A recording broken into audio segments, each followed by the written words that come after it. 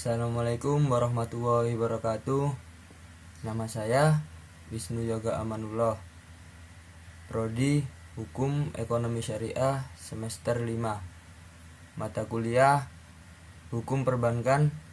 Dosen pengampu Bu Nini Azizah, SH/MH. Sebelum kita masuk ke dalam materi, marilah kita baca surat Al-Fatihah. Semoga apa yang saya sampaikan bisa lancar dan gak grogi. Al-Fatihah.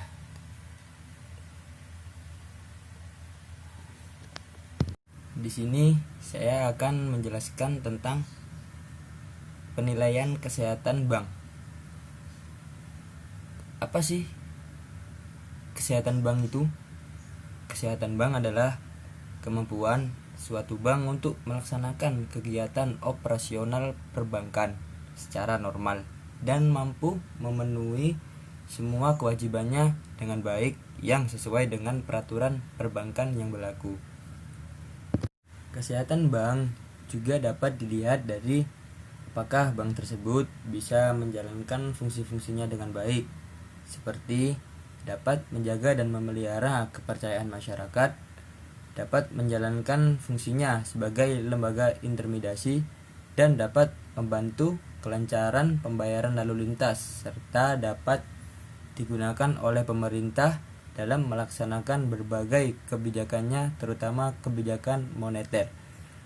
Berdasarkan pasal 29 UU nomor 7 tahun 1992 yang telah dirubah dengan UU nomor 10 tahun 1998 tentang perbankan. Bank wajib memelihara tingkat kesehatannya sesuai dengan ketentuan kecukupan modal, kualitas aset, kualitas manajemen, likuiditas, rentabilitas, dan solvabilitas, serta aspek lain yang berkaitan dengan usaha bank, dan wajib melakukan segala kegiatan dengan prinsip kehati-hatian. Dalam melakukan penilaian kesehatan terhadap suatu bank, saya akan menjelaskan tentang metode Camel.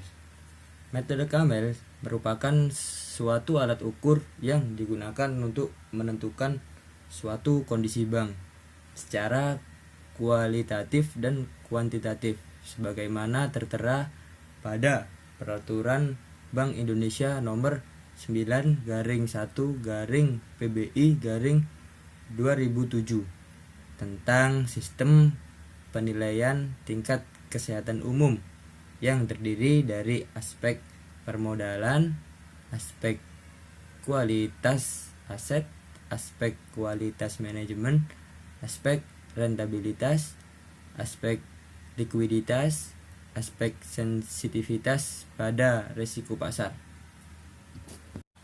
Nomor 1 adalah permodalan atau bisa disebut kapital.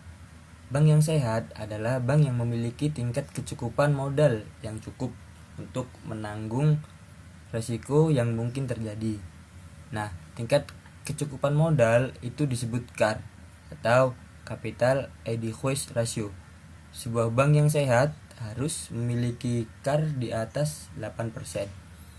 Contoh, BPRS Lantabur per September 2020 posisi CAR-nya 12,38%.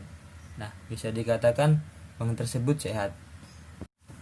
Nah, yang nomor 2 adalah likuiditas. Likuiditas merupakan kemampuan bank untuk memenuhi kewajiban yang segera harus dibayar. Misalnya, kemampuan bank dalam menyediakan uang tunai atau cash apabila terjadi penarikan tunai oleh nasabah karena pencairan depositonya. Likuiditas bank dapat dilihat pada rasio atau CR dan loan to deposit ratio atau LDR.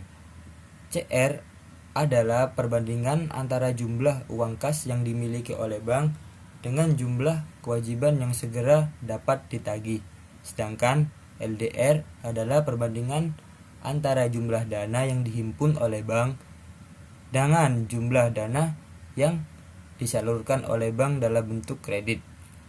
Bank yang sehat memiliki CR di atas 4,05% dan LDR di bawah 93,75%. Yang ketiga adalah aspek rentabilitas. Rentabilitas merupakan kemampuan bank untuk menghasilkan keuntungan dari kegiatan usahanya. Rentabilitas bank dapat diukur dari rasio ROA dan BOPO. ROA atau Return of Asset adalah kemampuan bank untuk menghasilkan laba terhadap aset yang dimiliki. Nah, semakin besar rasio ROA, semakin bagus juga kinerja bank tersebut. Sedangkan rasio BOPO adalah perbandingan biaya operasional terhadap pendapatan operasional. Semakin kecil rasio BOPO, maka bank semakin efisien dan sehat. Bank sehat memiliki ROA di atas 1,215% dan BOPO di bawah 93,52%. Yang keempat adalah kualitas aset. Nah, kualitas aset digunakan untuk kemampuan bank dalam mengembalikan kredit yang diberikan oleh bank. Penilaian berdasarkan pada kualitas aktiva produktif yang dimiliki oleh suatu bank yang diukur oleh dua rasio. Yang pertama, rasio aktiva produktif yang diklasifikasikan aktiva produktif atau KAP.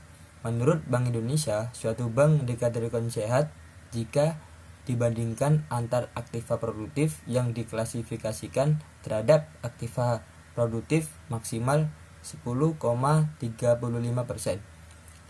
Rumusnya adalah KAP sama dengan aktiva produktif yang diklasifikasikan dibagi aktiva produktif dikali 100.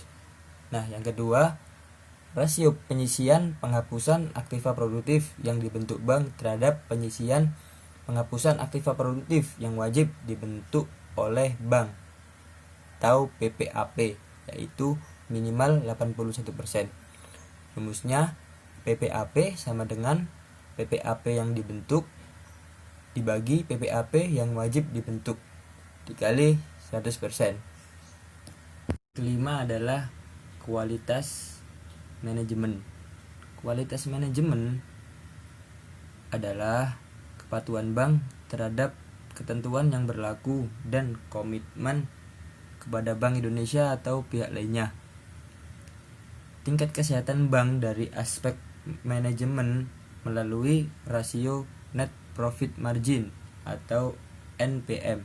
Alasannya karena seluruh kegiatan manajemen suatu bank yang mencakup manajemen umum, manajemen resiko, dan kepatuhan bank pada akhirnya akan mempengaruhi dan bermuara pada perolehan laba. Yang terakhir adalah aspek sensitivitas terhadap resiko pasar. Penilaian ini dimaksudkan untuk menilai kemampuan keuangan bank dalam mengantisipasi perubahan resiko pasar yang disebabkan oleh pergerakan nilai tukar. Penilaian sensitivitas atas resiko pasar dilakukan dengan menilai besarnya kelebihan modal yang digunakan untuk menutup resiko bank dibandingkan dengan besarnya resiko kerugian yang timbul dari pengaruh perubahan resiko pasar. Hasil penilaian terhadap analisis Camel kemudian dituangkan dalam bentuk angka yang diberikan bobot sesuai dengan ketentuan yang telah ditetapkan.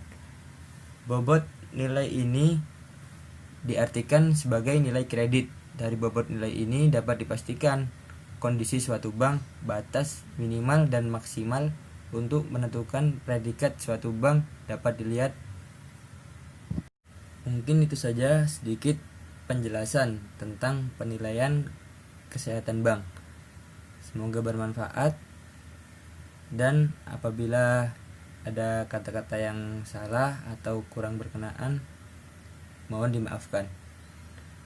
ihdinas siratal mustaqim. Assalamualaikum warahmatullahi wabarakatuh.